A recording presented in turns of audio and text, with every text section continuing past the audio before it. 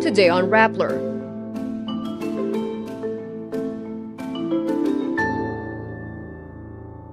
Imee Marcos and Lito Lapid are banned from Panagbenga parades. An international student kidnapped by an ex-POGO syndicate survives the ordeal but loses part of a finger. On the 13th day in the hospital, Pope Francis shows improvement in his health. Delegates walk out of Russia's speech in support of Ukraine. And American actress Trachtenberg dies at the age of 39. The Panagbenga politicians will now be banned from joining Baguio's Flower Festival, whether it's an election year or not. Panagbenga Executive Committee Co-Chairman Anthony De Leon says they will finish investigating the events during Sunday's float parade. Re-election as Senator Imee Marcos was seen disembarking the last float, which was said to be unauthorized. Sunday's parade was supposed to include only 42 floats, but it turned out there was a 43rd float. It had Ilocos Norte written on the front with the words "I'm in," a play on Imee's initials and her Senate race. An award-winning float was also seen handing out campaign materials for returning senatorial candidate Lito Lapid. Without mentioning names, De Leon says a politician had tried to steal the spotlight from the Flower Festival. De Leon says, quote, "They were informed way ahead about our policy, but on the event day, they wanted to be part of the parade start. We said no. Then they wanted to be in the middle and stop, and we said no." Panagbenga organizers warned weeks ago that politicians would not be allowed to campaign during the two-day parades. Authorities say a kidnapped foreign student of an international school was rescued Tuesday night, February 26. The kidnapper left the child in the middle of a street in Parañaque City. Police say Chinese nationals previously involved in Philippine offshore gaming operators were involved in the abduction. The boy was found in his pajamas and his right hand bandaged after kidnappers cut off a part of his pinky finger. He was abducted on Thursday, February 20, after he was picked up from school by the family driver. The driver was found dead in another vehicle a day later in San Rafael Town in Bulacan Province. Police obtained IDs and phones in the vehicle, allowing them to track the kidnappers. Interior Secretary John Vic Remulla says a $20 million ransom was initially demanded, but was later brought down to $1 million.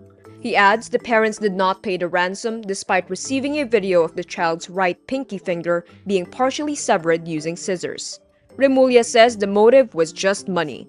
Chinese-Filipino civic leader Teresita Ang Si, meantime, expresses shock over the very sadistic type of kidnapping. The Vatican says Pope Francis has shown, quote, further slight improvement in his health condition. It is seen as a sign of progress as the 88-year-old Pope battles double pneumonia.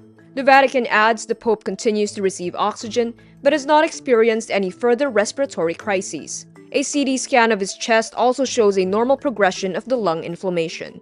The Vatican had said the Pope had shown mild kidney problems, which raised concerns about kidney failure, but on Wednesday it said the issue was resolved. The statement did not say if the Pope was still in critical condition, as he has been since February 22. Even with improvements, his prognosis remained guarded. Meantime, on Tuesday evening, many from Rome's Argentinian community gathered at the Our Lady of Sorrows Church to pray for Pope Francis.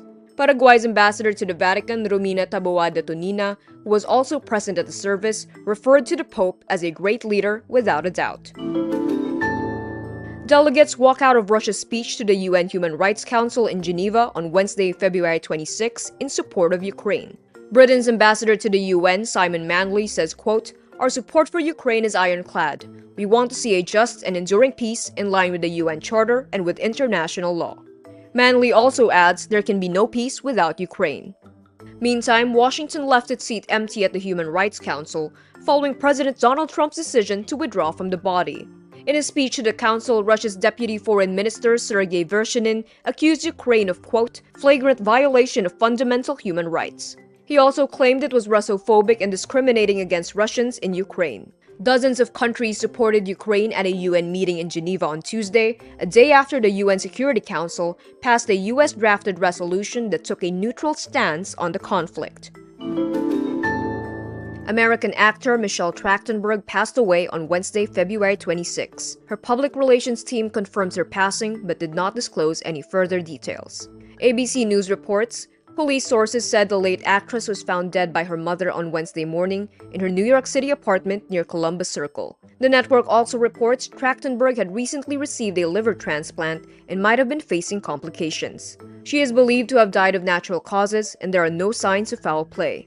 Trachtenberg is known for her roles as Dawn Summers in Buffy the Vampire Slayer and Georgina Sparks on the television series Gossip Girl. The late actress had her television debut in the Nickelodeon series The Adventures of Pete and Pete in 1994. At the age of 10, she secured her first leading role in the 1996 film Harriet the Spy. And that's today's wrap. I'm Kara Oliver. Thank you for watching. Click the link below for the full story. Follow us on Rappler's YouTube, Facebook, X, Instagram, and TikTok.